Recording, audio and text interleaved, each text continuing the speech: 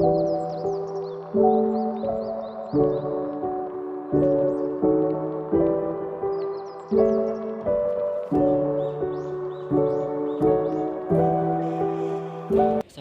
warahmatullahi wabarakatuh. Saya dari mahasiswa manajemen Muhammadiyah Riau dengan NIM 22030410. Matkul saya manajemen teknologi informasi dan dosen pengampu saya Pak Iqbal Ahmad SEMM. Mungkin saya akan menjelaskan beberapa terkait pertanyaan dari persoalan saya. Nah, di sini saya akan menjelaskan satu pertanyaan dari persoalan saya, yaitu yang pertama,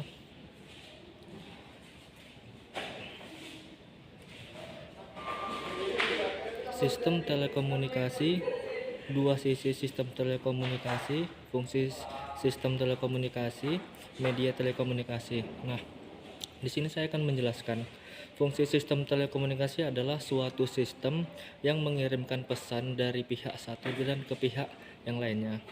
Nah, di sini ada dua sisi sistem telekomunikasi, yaitu yang pertama yaitu pengiriman. Nah, pengiriman ini yang bersifat yang artinya bertanggung jawab untuk mengubah pesan atau informasi menjadi sinyal yang dapat dikirim melalui cerita media telekomunikasi. Nah, dan yang kedua yaitu penerima. Penerima adalah menerima sinyal yang dikirimkan dari pihak satu ke pihak yang lainnya untuk mengirimkan melalui media telekomunikasi. Nah, fungsi sistem telekomunikasi ini yaitu yang pertama adalah pengiriman pesan, dan yang kedua komunikasi jarak jauh, dan yang ketiga bisa berguna untuk mengirim surat kabar untuk saudara yang jauh di sana. Nah, yang selanjutnya koneksi data, integrasi sistem. Nah, media telekomunikasi merupakan sistem atau medium yang digunakan untuk mentransmisikan sinyal atau informasi, yang mana antara lain adalah kabel serat optik, gelombang radio, kabel tembaga, dan satelit. Untuk pertanyaan soal yang kedua, yaitu menjelaskan apa itu internet, intranet, dan extranet. Nah, internet, intranet, dan extranet adalah konsep yang terkait dengan teknologi informasi dan komunikasi, atau bisa kita sebut dengan TIK atau TIK. Nah, internet didefinisikan adalah jaringan global yang terdiri dari banyaknya jaringan komputer yang hanya bertujuan untuk kita dapat mengakses yang lebih luas atau melebihi terjangkau luasnya. Dan fungsi utamanya yaitu akses informasi yang pertama, dan yang kedua komunikasi, dan yang ketiga kita seperti berbelanja yang kita sebut itu namanya e-commerce, dan selanjutnya hiburan. Nah, yang intranet, definisi intranet adalah jaringan internal yang menggunakan teknologi internet, tetap dibatasi biaya hanya untuk pengguna internal suatu organisasi atau perusahaan. Fungsi utamanya kolaborasi, dan yang kedua komunikasi internet, yang ketiga manajemen pengetahuan, dan lain-lain. Dan yang untuk extranet adalah perluasan dari intranet yang memungkinkan akses terbatas oleh pihak eksternal seperti kontraktor, pemasok, atau mitra bisnis yang lainnya. Nah, fungsi utamanya yaitu adalah kolaborasi terbatas, yang kedua pengolahan rantai pasok, yang ketiga pelayanan pelanggan. Untuk persoalan yang selanjutnya, yang ketiga adalah karakteristik sistem informasi fungsional, sistem informasi manajemen atau SIM, sistem pemrosesan transaksi, sistem penjualan dan pemerasan, customer relationship management atau CRM. Nah, di sini saya akan membahas dan konsep yang terkait dengan beberapa jenis sistem informasi yang umum digunakan dalam organisasi. Yang pertama adalah sistem informasi fungsional, yang dimana antara lainnya bisa kita sebutkan definisinya itu seperti sistem informasi fungsional atau SIF. Adalah sistem informasi yang berfokus pada fungsi-fungsi khusus di dalam suatu organisasi. Untuk yang selanjutnya karakteristik ini ada berbagai macam. Kita sebutkan satu-satu.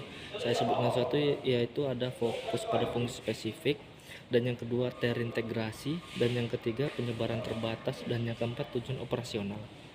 Nah, sistem informasi manajemen atau SIM ini akan saya jelaskan, saya definisikan adalah sistem informasi manajemen atau SIM adalah sistem informasi yang mendukung aktivitas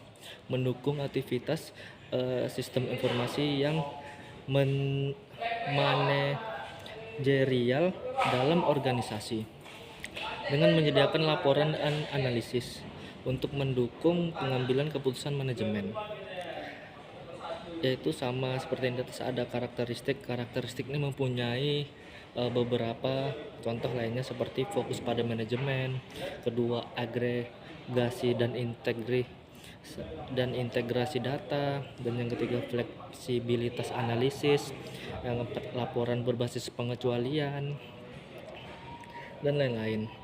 Nah, untuk sistem pemrosesan transaksi atau SPT, saya jelaskan sistem pemrosesan transaksi SPT adalah sistem informasi yang digunakan untuk memproses transaksi penjualan, pembelian, dan pembayaran. Yang untuk karakteristiknya kita sebutkan satu-satu. Proses transaksi, yang kedua pentingnya akurasi dan kecepatan, yang ketiga ketergantungan pada basis data, dan yang keempat orientasi operasional. Yang keempat yaitu adalah sistem penjualan dan pemasaran. Definisinya akan saya jelaskan. Sistem penjualan dan pemasaran adalah sistem informasi yang digunakan untuk mengelola aktivitas penjualan, pemasaran, dan layanan pelangganan suatu organisasi. Karakteristiknya yaitu manajemen penjualan, manajemen pemasaran, interaksi pelanggan, dan analisis kinerja. Dan yang kelima, Customer Relationship Management atau CRM. Saya jelaskan. Customer Relationship Management adalah pendekatan untuk mengelola interaksi dengan pelanggan saat mempertahankan hubungan yang mereka kaitkan. Untuk karakteristiknya yaitu seperti fokus pada pelanggan, integritas dan integrasi dan pelanggan, otomatisasi interaksi, analisis pelanggan, dan lain-lain. Nah, untuk soal yang selanjutnya yaitu pengertian e-commerce. Jenis e-commerce, keuntungan e-commerce, batasan dan kegagalan e-commerce, aplikasi business to consumers, penelitian pasar, periklanan, dan layanan terhadap pelanggan. Nah, pengertian e-commerce ini, e-commerce merujuk kepada suatu aplikasi atau yang bisa kita sebut dengan brand-brand yang sudah ada di sosial media itu seperti kayak Shopee, TikTok Shop, Instagram, Facebook Shop, dan marketplace yang lainnya. Dan itu bisa kita sebut dengan rangkaian e-commerce, karena dengan e-commerce ini mempermudahkan kita untuk berbelanja agar tidak perlu lagi kita untuk berjalan berjauh untuk berbelanja. Karena ada aplikasi e-commerce inilah makanya kita tuh sedikit terbantu. Jenis-jenis e-commerce business yaitu yang pertama business to consumers, dua business to business, dan yang ketiga consumers to consumers, yang keempat consumers to business, yang kelima government to business. Nah, untuk soal selanjutnya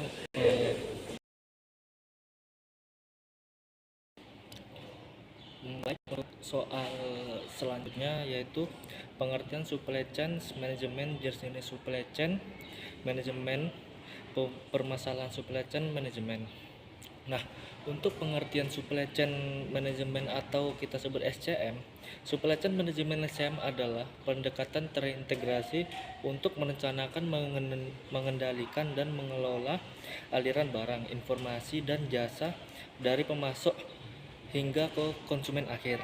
Nah, untuk jenis-jenis supply chain management, yaitu yang pertama ada supply chain global, yang kedua ada agri supply chain, yang ketiga ada land supply chains, yang keempat ada grand supply chains, dan yang kelima ada reverse supply chains, dan yang keenam omni channel supply chains. Nah, supply chains ini seperti yang ada di sekitaran saya, itu bisa kita sebut dengan supply chain. Nah, supply chain ini dia itu seperti kita menyuplai suatu produk untuk kita melakukan penjualan ke konsumen terakhir. Nah, di sini saya sekarang berada di sebuah PT di pergudangannya, yaitu PT yang bergerak di plastik seperti ada HD, ada PE, ada asoy, dan ada gelas-gelas, dan ada tutup-tutup, dan ada gelas kopi, dan yang lain mungkin ada banyak sekali. Nah,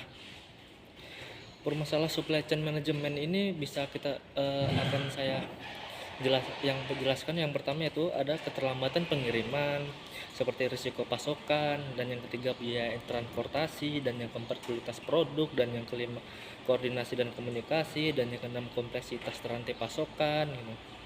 Nah, di sini saya akan sedikit memberitahu supply chain itu seperti saya sedang berada di pergudangan plastik yang mana bergerak di bidang plastik seperti ada HD, ada PE, ada gelas-gelas, dan ada puding, dan ada timwall. Timwall itu kita sebut seperti kemasan yang berbentuk higienis, dan ada pipet, dan ada hal-hal yang lainnya, dan masih banyak lagi. Nah,